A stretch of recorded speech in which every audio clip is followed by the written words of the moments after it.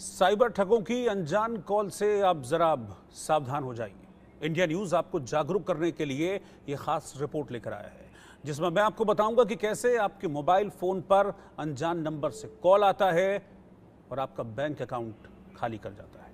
कैसे साइबर ठग आपके पार्सल में ड्रग्स और मनी लॉन्ड्रिंग का डर दिखाते हैं और आपके बैंक अकाउंट को निशाना बना देते हैं।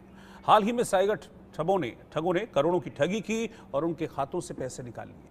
लेकिन अब साइबर फ्रॉड का एक नया केस सामने आया है, जिसमें ठगों ने लोगों को डिजिटल अरेस्ट कर लिया है। क्या है ये डिजिटल अरेस्ट और कैसे आप बच सकते हैं इससे, देखिए रिपोर्ट। अनजान नंबर से कॉल आया, साइबर ठगों ने निशाना बनाया।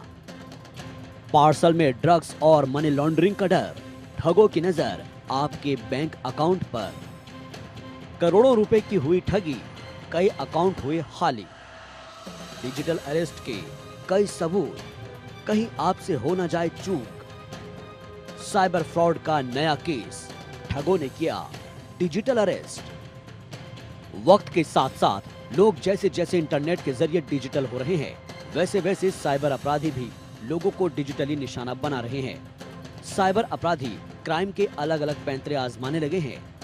जी हाँ, कुछ ऐसा ही हुआ है नोएडा की बुजुर्ग महिला के साथ। साइबर अपराधियों ने डिजिटल अरेस्ट करके बुजुर्ग महिला से 1 करोड़ 30 लाख रुपए ठग लिए। पार्सल में ड्रग्स होने का डर दिखाकर साइबर जालसाज ने नोएडा की बुजुर्ग महिला को 5 दिनों तक डिजिटल अरेस्ट रखा। इस दौरान साइबर अपराधियों ने कुल 9 बार में रकम ट्रांसफर कराई। कल हमारे साइबर थाने में एक FIR नंबर 51/24 दर्ज किया गया है, जिसमें सुची अग्रवाल नामक महिला के द्वारा थाने को बताया गया कि दिनांक 13/6 को फेडेक्स कुरियर के अंधेरी ब्रांच के द्वारा उन्हें कॉल किया गया और ये कहा गया कि हमें एक पार्सल मिला है जिसमें कुछ आपत्तिजनक वस्तुएं हैं, पासपोर्ट है, कुछ कपड़े हैं, iPad है, LCD है, आधार कार्ड है और उसमें उस आधार कार्ड से लिंक आपके कुछ मोबाइल नंबर भी मिले हैं और जिसपे कई बैंक अकाउंट खोले गए हैं। उस बैंक अकाउंट में करोड़ों का ट्रांजैक्शन हुआ है और ये ऐसा लगता है कि आपके द्वारा मनी लॉन्ड्रिंग की जा रही है। इस बात का दबाव बनाते हुए उन्होंने ये कहा कि आप ऑनलाइन स्काइप कॉल पे आइए, आपको नार्कोटिक्स विभाग के वरिष्ठ अधिकारी से मैं बात कराती हूँ। और उस महिला ने स्काइप इनके सिस्टम पे इंस्टॉल कराया और एक वरिष्ठ नार्कोटिक्स विभाग के अफसर बनकर एक व्यक्ति ने इनके साथ इन बातों का हवाला देते हुए इन्हें डराया धमकाया और करीब 1 करोड़ 30 लाख रुपए विभिन्न खातों में ट्रांसफर कर लिए गए। पीड़ित बुजुर्ग शुचि अग्रवाल के मुताबिक 13 जून को जिस नंबर से उनके पास कॉल आई, उस नंबर की व्हाट्सएप डीपी में मुंबई पुलिस का लोगो लगा था। जब महिला को स्काइप कॉल पर जोड़ा गया तो उस वीडियो में जितने भी लोग दिख रहे थे, सभी ने पुलिस की वर्दी पहनी हुई थी। उनके पीछे दीवार पर मुंबई नारकोटिक्स विभाग का लोगो भी बना हुआ था। वीडियो में दिख रहे ठगों ने अपना पुलिस का फर्जी आई कार्ड भी महिला को दिखाया ताकि उसे विश्वास में लिया जा सके। जालसाजों ने कई नेताओं और माफियाओं के बारे में भी इस दौरान महिला को बताया, जो मनी लॉन्ड्रिंग के केस में जेल जा चुके हैं। हालांकि साइबर फ्रॉड और डिजिटली अरेस्ट का ये कोई पहला मामला नहीं है। इससे पहले भी नोएडा में डिजिटल अरेस्ट के 9 केस आ चुके हैं। पहला केस रेलवे के रिटायर्ड GM को 24 घंटे तक डिजिटल अरेस्ट करके रखा, जिनसे 52,50,000 रुपए की ठगी की गई। दूसरा केस बुजुर्ग महिला डॉक्टर को 7 घंटे तक डिजिटल अरेस्ट करके रखा, जिनसे 45 लाख रुपए ठगे गए। तीसरा केस रिटायर्ड मेजर जनरल को 47 मिनट तक डिजिटल अरेस्ट करके रखा, जिनसे 37,68,000 रुपए की ठगी हुई। चौथा केस नोएडा सेक्टर 39 में महिला IT इंजीनियर को 7 घंटे तक डिजिटल अरेस्ट रखा, उनसे 3,75,000 रुपए की ठगी की गई। पांचवा केस नोएडा सेक्टर 34 में महिला इंजीनियर को 8 घंटे तक डिजिटल अरेस्ट किया गया, उनसे 11 लाख रुपए ठगे गए। छठा केस 25 मई को युवक से साइबर फ्रॉड किया गया। इस दौरान 25 घंटे तक इस शख्स को डिजिटल अरेस्ट करके रखा गया और 35 लाख रुपए की ठगी की गई। सातवां केस 10 जून को इंजीनियर से फ्रॉड किया गया और 3 घंटे तक डिजिटल अरेस्ट करके रखा गया। इस दौरान इंजीनियर से 9,95,000 रुपए की ठगी की गई।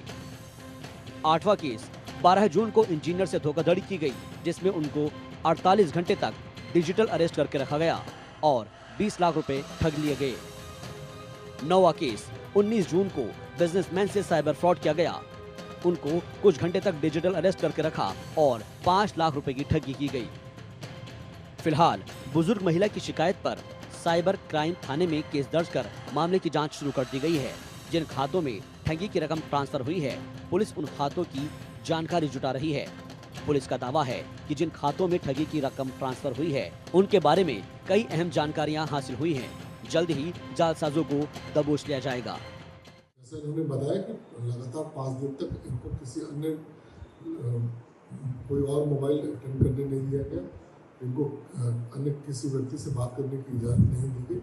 ऐसा दबाव बनाया कि आप कहीं बाहर नहीं जाएंगे, अपने घर में रहेंगे और इस तरह से दबाव बनाते हुए कई बैंक अकाउंट नंबर प्रोवाइड कराए गए, और उनमें 1,40,00,000 रुपये ट्रांसफ़र करा दिए गए। जी, अभी तक प्रथम दृष्टया जो प्रिलिमिनरी हमने इंक्वायरी की है, उसमें कुछ काफ़ी अकाउंट नंबर जिनके द्वारा दिए गए हैं, जिसके स्टेटमेंट और उनकी KYC प्राप्त की जा रही है और निकट भविष्य में इसकी शीघ्रातिशीघ्र गिरफ्तारी की जाए।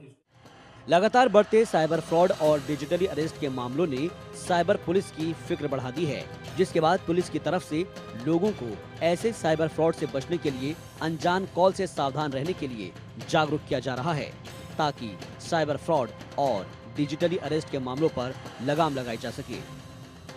Bureau report, India news. Digital crime का नया पैंतरा, साइबर अपराधियों से बड़ा खतरा। कैसे होती है साइबर ठगी, पुलिस के लिए बड़ी चुनौती। साइबर फ्रॉड का नया केस, क्या होता है डिजिटल अरेस्ट। हाईटेक जमाने के साथ साइबर अपराधी भी हाईटेक होते जा रहे हैं। साइबर फ्रॉड के लिए नई नई टेक्नोलॉजी का इस्तेमाल कर रहे हैं, जो पुलिस के लिए एक बड़ी चुनौती बन गए हैं। डिजिटल क्राइम के नए पैंतरे आजमाकर साइबर अपराधी बड़ा खतरा बन रहे हैं। साइबर ठगी करने के लिए अब डिजिटल अरेस्ट का पैंतरा आजमाया जा रहा है। सवाल है कि आखिर कैसे होता है डिजिटल अरेस्ट। आइए समझते हैं। जैसा कि नाम से ही समझ आ रहा है कि डिजिटली रूप से किसी को अरेस्ट करना, यानी किसी शख्स को ऐसे गिरफ्तार किया जाए कि उसमें किसी की शारीरिक मौजूदगी ना हो। दरअसल डिजिटल अरेस्ट एक तरीके का फ्रॉड है जो साइबर ठग करते हैं। यह ब्लैकमेलिंग का एक रूप है। डिजिटल अरेस्ट में अपराधी वीडियो कॉल के जरिए लोगों को फंसाकर उन्हें बंधक बना लेते हैं। उनको हाउस अरेस्ट कर हर वक्त उन पर नजर रखते हैं। डिजिटल अरेस्ट के मामलों में अपराधी पीड़ितों को वीडियो कॉल कर अपने को सरकारी अफसर या कर्मचारी बताते हैं। वे कहते हैं कि आपका आधार कार्ड, पैन कार्ड किसी गैर कानूनी गतिविधि में शामिल हुआ है और इसी से डरकर पीड़ित ठगों की बातों में आ जाते हैं।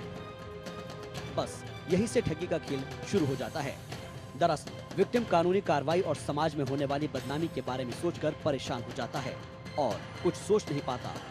ठग फोन पर बने रहने, संदिग्ध ऐप्स डाउनलोड करने या किसी लिंक पर क्लिक करने के लिए कहता है। इससे विक्टिम बाहरी दुनिया से कट जाता है। बेगुनाही साबित करने या गलती को ठीक करने के लिए विक्टिम को बैंक अकाउंट में पैसे ट्रांसफर करने पर मजबूर किया जाता है। डिजिटल अरेस्ट के मामलों में लगातार इजाफा हो रहा है, जो पुलिस के लिए एक बड़ा चैलेंज है। लिहाजा इस तरह के साइबर फ्रॉड से बचने के लिए पुलिस लोगों को जागरूक कर रही है। आइए अब आपको बताते हैं कि साइबर फ्रॉड या डिजिटल अरेस्ट से कैसे बचें। सबसे पहले अलर्ट रहे। अनजान नंबरों से आने वाले कॉल या मैसेज पर भरोसा ना करें। उसके बाद वेरीफाई करें। कॉलर के किसी भी दावे की पुष्टि के लिए संबंधित विभाग के अफसरों से सीधे बात करें। कभी भी अपनी पर्सनल जानकारी ना दें, जैसे कि बैंक डिटेल्स, आधार नंबर या कोई और पर्सनल डेटा शेयर ना करें। किसी के दबाव में ना आए। अगर कॉलर धमकी दे तो परेशान ना हो, क्योंकि ठग डर का ही फायदा उठाते हैं। पुलिस को सूचना जरूर दें। अगर किसी ठग के जाल में फंस जाएं, तो फौरन पुलिस और साइबर क्राइम थाने में कांटेक्ट करें। पुलिस तो लोगों को जागरूक कर ही रही है, लेकिन ये आपकी भी जिम्मेदारी बनती है कि किसी भी अनजान कॉल से हमेशा सतर्क रहें और किसी से भी अपनी पर्सनल जानकारी शेयर न करें। Bureau report,